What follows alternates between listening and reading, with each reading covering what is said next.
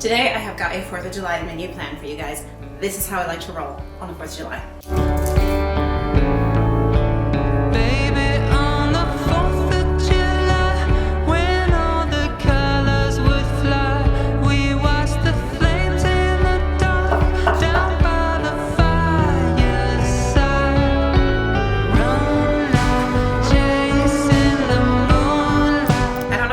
Ago it was several years back, I discovered Pinterest, thank you, the hot dog bar. I like this because you can do all of it or almost all of it in advance. I like to party, and I like to party with my family. I don't like to work the entire time. So I like to get all the work done ahead of time. Started a couple days ago with this menu plan. Check out my shirt, my 4th of July shirt. Thank you, Goodwill. In this video, I'm going to show you the different types of hot dogs we like to serve at our hot dog bar, including a Chipotle sauce that's been a hit for several years running. I've got a couple salads, including a really easy but favorite in our family. I've got an easy strawberry tiramisu. I'm going to show you how to make homemade mayonnaise. I have an egg peeling trick. It even works on farm fresh eggs, and a potato salad trick. So stick around. One of my traditional treats that I always make on 4th of July, and I've done it probably 30 years, is a cheesecake. You know, a strawberry cheesecake with maybe some blueberries on it too to represent the flag. I don't think I'm gonna do that this year. I've got an idea. I have a really special treat that I've kind of been saving up for a while. I've got some mascarpone cheese, I've got strawberries, and I have dehydrated angel food cake. Think lady fingers. We're going to start out with a strawberry tiramisu, and I'm going to chop up my strawberries. For this recipe, you could use lady fingers, which is what is traditionally used for a tiramisu, or I have found dehydrated angel food cake works just as well. And it's hard to tell the difference, honestly. Right now, I'm whipping up some cream, heavy whipping cream, and I'm just mixing in the mascarpone cheese. I'm using equal parts of each. This is the angel food cake. To dehydrate it, all you have to do is just simply slice it and leave it out for a night or so. Now I'm going to layer this kind of like a lasagna with my mascarpone in cream mixture, which I did sweeten. I recommend just sweetening to taste. We don't like ours super duper sweet. So I'm just layering this in here with the angel food cake. If I had this to do again, I would have blended up some strawberries and made them quite juicy and poured it over the angel food cake, which I'll do next time.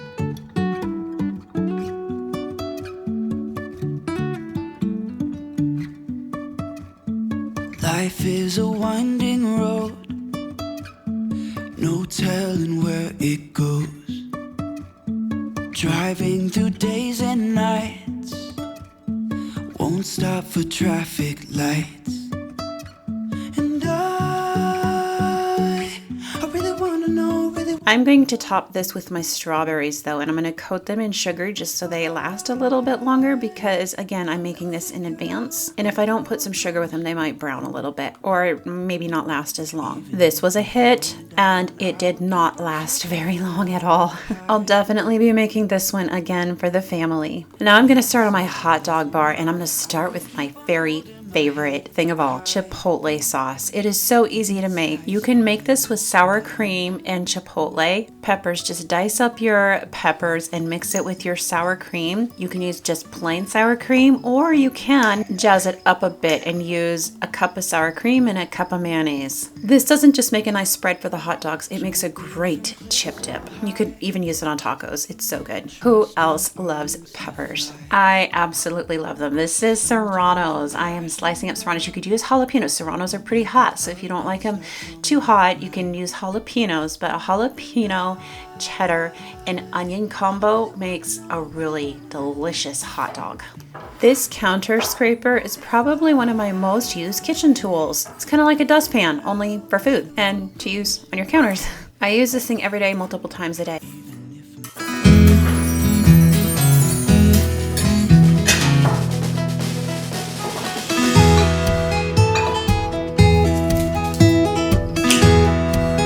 Another absolute favorite is a German hot dog. We like to take onions and slice them up super thin and then saute them. And this hot dog is served with German mustard.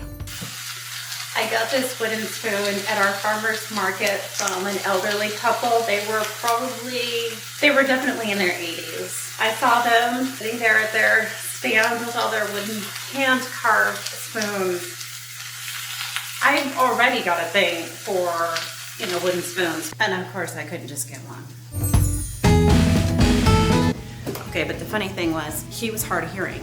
And so he couldn't hear me. Just like my husband. Anyways, I kept asking, you know, well, how much is this one? And how much is this one? Because I wanted to support this little cute old couple. So she had to repeat everything I said for him, and she had to yell it in his ear. She wants to know how much this spoon is. She wants to know this one. She wants to know what this is for. Why is this hook on here? Why is the hook on here? It was just so cute. When I saw that sweet little old couple sitting there with their wooden spoons, I was like, yep, you got me. I'm coming. Same thing for little kids. I was at a farm swap, and there were these little kids, and they were selling these. They're little stones. They're stones on magnets. Like, I mean, first off, if you've been around a while, you know I like rocks. Never grew out of it. But when you throw little kids in selling rocks, like, who can resist? I mean, right?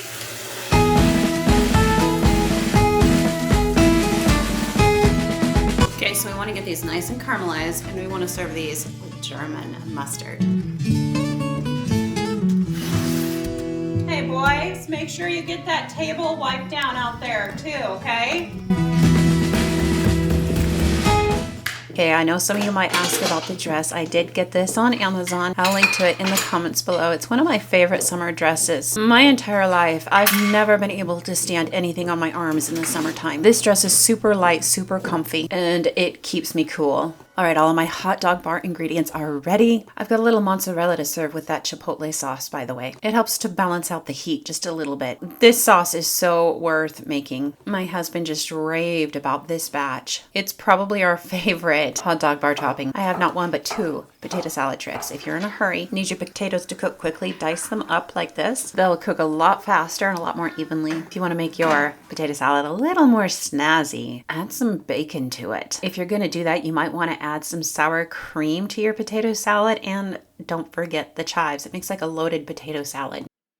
A little trick with potato salad that I like to use is I like to get my potatoes basically marinating while they're still warm with the pickle relish. And I'm just going to get in there with my hands and mix it up. This is essentially going to marinate and get another layer of flavor in with them. And tomorrow is when I'm going to mix up the potato salad. I don't know where I learned to do this, but the way I learned to do it was actually with vinegar, with apple cider vinegar, to give the potatoes another layer of flavor. But I figure, why do that when you could use pickle relish, dill pickle relish? The other thing that I will do is I will mince up the herbs and put them in with it on top.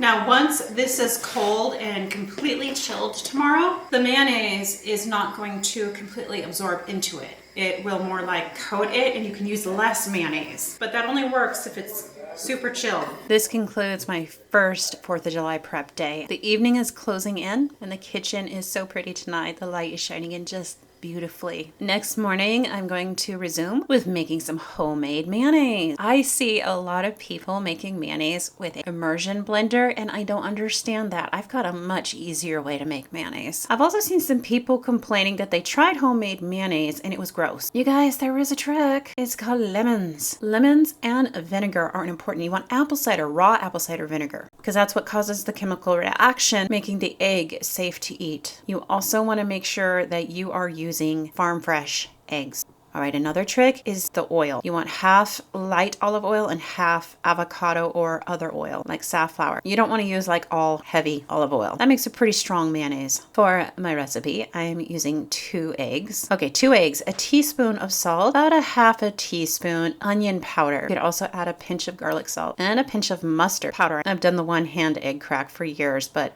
this time it didn't work out like I intended to for this video for you.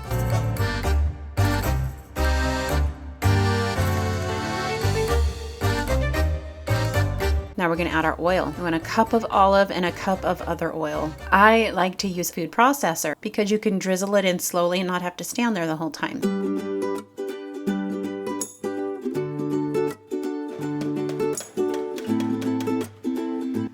See how thick that turned out? Okay, so I'm going to use all of that in the potato salad because I have quite a bit here. Now it's time to start the eggs for the potato salad. You don't have to put eggs in it, but we like it. And it makes it more of a complete meal if you want it to be. All right, I got 2 egg peeling tricks for you. One is an egg peeling trick I learned from a family member where you take a jar and you add the eggs with a little bit of water and you shake it.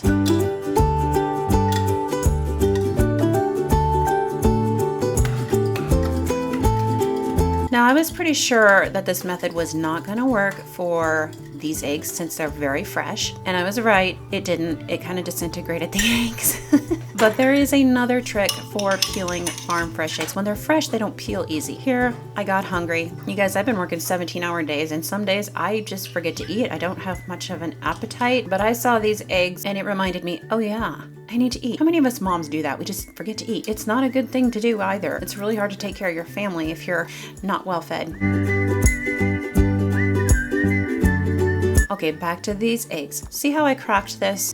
Got a nice crack all over it. Now I'm just gonna soak it for a few minutes. The water's gonna seep in under the shell and make the shell a lot easier to peel off.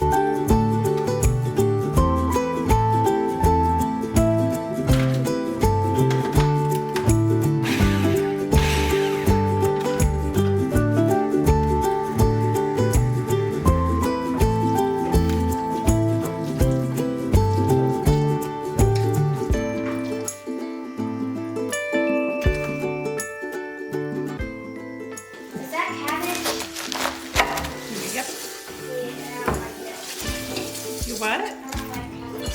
You don't like cabbage? I like burnt cabbage.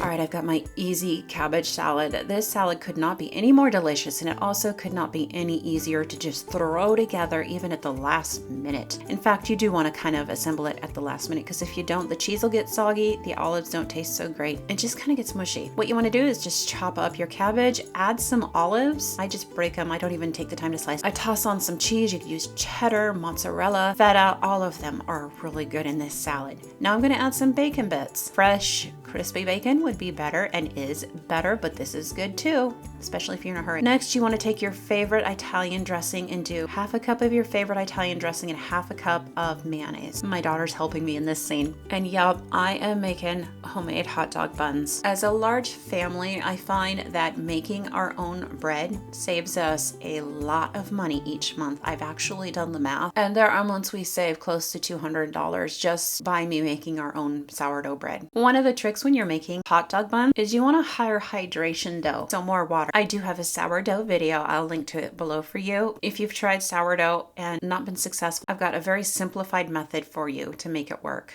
All right, I know you're in a hurry because you've got preparing to do for the holiday, but I do have a devotional and I'll make it super quick for you today. For those that are new here, I like to include a devotional towards the end of all of my videos. I know a lot of people out there are worried. They're worried about our country, worried about the future, and I get it. I mean, there's things that I see going on that I never thought I would see happening in my lifetime. When I was a teenager, I was really worried. A lot of the people in my family's circle that I was raised in talked a lot about conspiracy theories. And of course, back then, Y2K was on the brink of happening. And that was all the hustle and bustle and conversation. One day when I was about 15, I was really worried. And I asked my stepdad what he thought about something that we had heard could potentially happen that wasn't a good thing. And he just calmly said, nothing's gonna happen that Yahweh doesn't allow to happen. And for those unaware, Yahweh is the Hebrew name of God. I think we need to pray for our country. I think we need to teach our children history, and it's always a good time to pursue a closer walk with the Heavenly Father. I'm going to leave you with Psalms 113 verse 4. Lord God, your word says that you are high above all nations and your glory above the heavens.